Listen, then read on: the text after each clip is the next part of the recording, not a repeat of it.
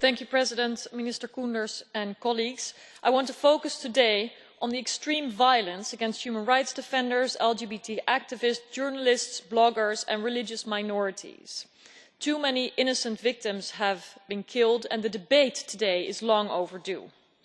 The pace of outrageous incidents still increases, and as recently as today, a Hindu priest was hacked to death. Our thoughts go out to the victims and their families and loved ones. It is widely believed that violent Islamists, terror militia are behind these despicable acts, and clearly liberal voices and religious minorities are the targets. It is important that the government does all it can to prevent more horrendous bloodshed.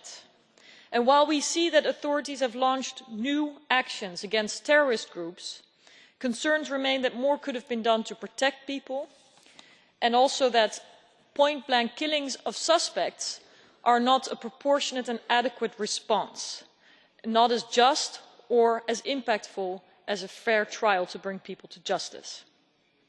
Given the long list of many people killed by Islamist militia since 2013, it is surprising and actually quite disappointing that EU leadership has not been stronger and that we have not been more vocal. You rightfully pointed out to the important ties and the relations we have in the form of trade and development. We leveraged it before when factories collapsed, and we should leverage it again with stronger words, offering assistance to tackle terrorism, but in an appropriate manner. So I wanted to ask you, Minister, why have we not seen more statements, or could you share more about the actual steps that EU leaders and External Action Service High Representative Mogherini have taken in reaching out to the Bangladeshi authorities? What will be the real consequences if there is a lack of adequate response to these outrageous murders?